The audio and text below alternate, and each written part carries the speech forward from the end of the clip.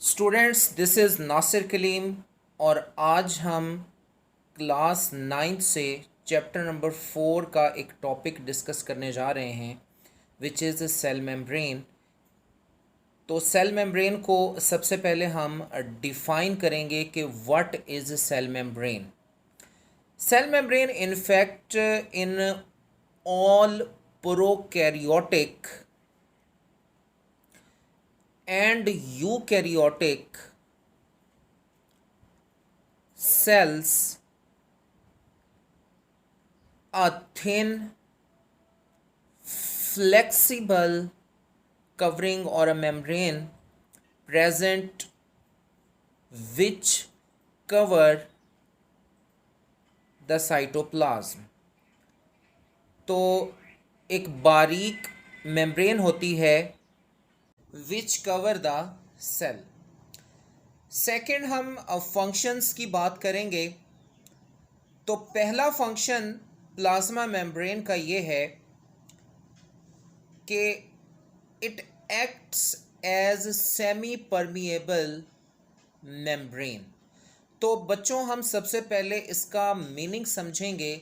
Semi का मतलब होता है पार्शियल, जुज़वी, कुछ होना कुछ ना होना। परमिएबल का मतलब होता है डिफ्यूजेबल, कि जिसमें से कोई भी चीज़ क्रॉस कर सके। तो ओवरऑल अगर हम सेमी परमिएबल का मतलब देखेंगे तो इसका मतलब ये है it allows some substances to move through it and while act as a barrier for other substances। कुछ को गुजरने देती है और कुछ को गुजरने नहीं देती। ऐसी मेम्ब्रेन क्या कहलाती है? सेमी परमिएबल मेम्ब्रेन कहलाती है। तो ये इसका बहुत ही इम्पॉर्टेंट और वाइटल फंक्शन है कि बहुत सारी चीज़ों को आने देती है और बहुत सीओं को नहीं आने देती। नेक्स्ट है एक्ट एज अ फेंस। एक जंगले का काम करती है, एक कवरिंग का काम करती है।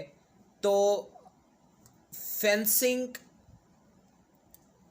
majority of components of the cell and also chemical compounds। तो इस तरह अगर हम एक सेल को ड्रॉ करें, ये इसकी सेल मेम्ब्रेन है, ये इसके अंदर डिफरेंट ऑर्गेनेलीज और कंपोनेंट्स हैं और इसको इसने फेंस किया हुआ है, कवर किया हुआ है।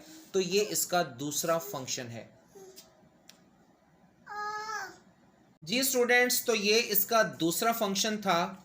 अब हम बढ़ते हैं इसके नेक्स्ट फंक्शन की जानिब और ये फंक्शन है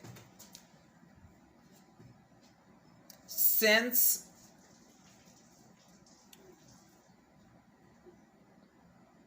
सम केमिकल्स।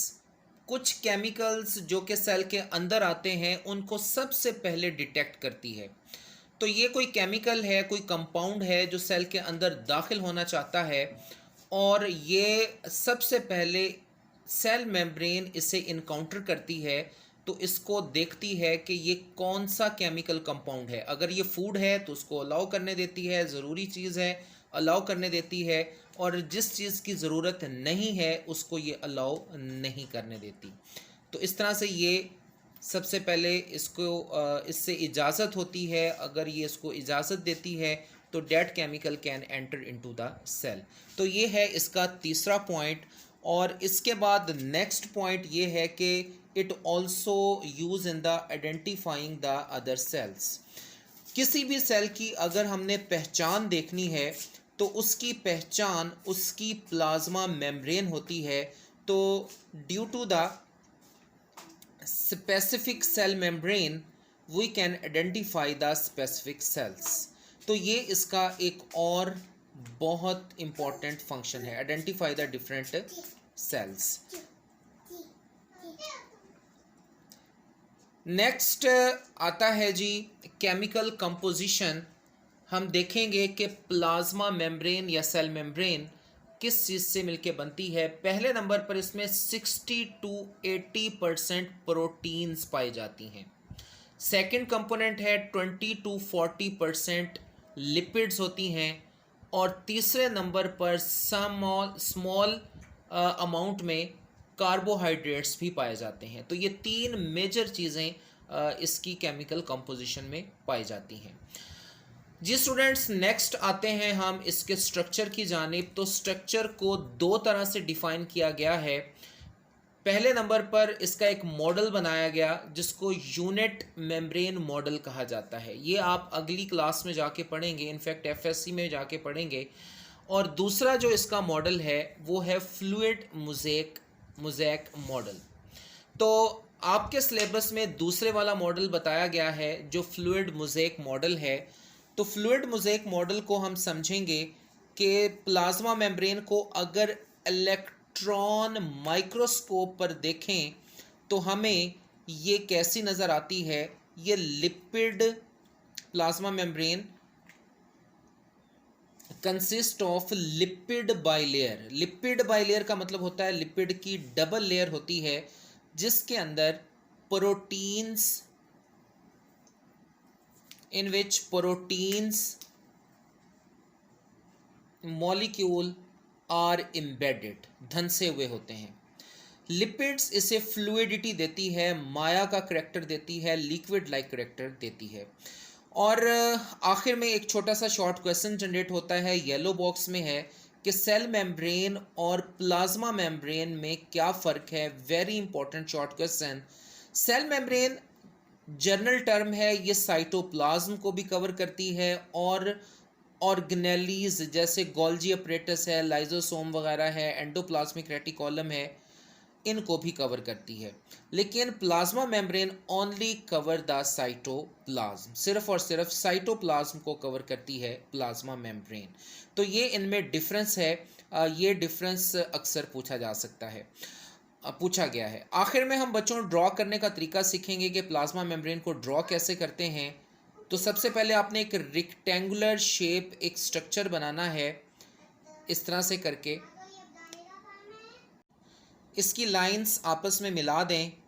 अब हमने नीचे वाली लाइन को कर्व्ड करना है, इसके ऊपर एक लाइन ड्रॉ करनी है, इसके ऊपर एक दूसरी लाइन, इसके ऊपर भी एक कर्व्ड लाइन, और पहली वाली लाइंस को हमने रेज कर देना है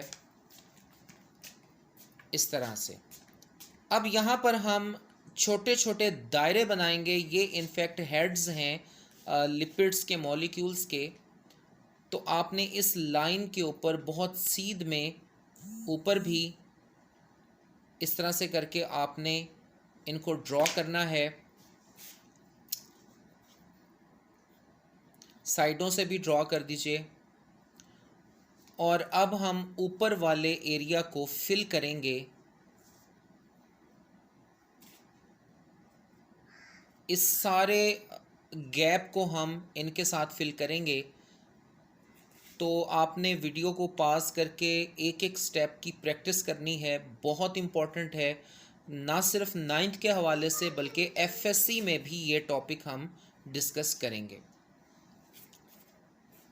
तो अभी से कोशिश कर लें कि यहाँ पर आप इसकी प्रैक्टिस कर लें। अब हम इनकी टेल ड्रॉ करेंगे। तो हर मॉलिक्यूल्स में से 2 टेल्स निकलती हैं। जी, नीचे भी हम इसको ड्रॉ करेंगे। तो ये है लिपिड की दोहरी लेयर, ऊपर भी एक लेयर है और नीचे भी एक लेयर है। इसको अब मिटा देंगे। तो ये हमारे पास एक स्केच आ गया। अब हम इसके अंदर प्रोटीन मॉलिक्यूल को इंक्लूड करेंगे, उनको एम्बेडेड करेंगे, उनको अंदर दाखिल करेंगे।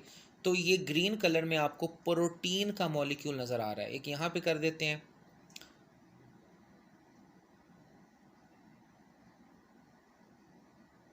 जी, और यहाँ पर भी एक हम साथ ऐड कर देते हैं। तो ये ग्रीन कलर में सारे, जी, यहाँ पर एक बड़ा मॉलिक्यूल हम ड्रॉ करेंगे। ये सारी लिपिड के मॉलिक्यूल्स होते हैं जो लिपिड बाई लेयर में, लिपिड्स की डबल लेयर में एम्बेडेड होते हैं।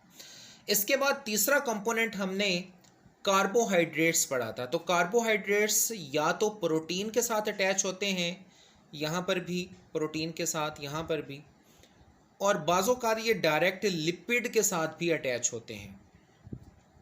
अब हम इसको लेबल करेंगे डायग्राम को। तो फर्स्ट ऑफ ऑल हमारे पास जो मेजर कंपोनेंट हमें यहाँ पे जो सबसे प्रोमिनेंट चीज़ नज़र आ रही है वो है ये लिपिड बाइलेयर, लिपिड की डबल लेयर। सेकेंडली ये हमारे पास प्रोटीन है, ग्रीन कलर में जितनी भी है, ये हमारे पास कार्बोहाइड्रेट्स हैं,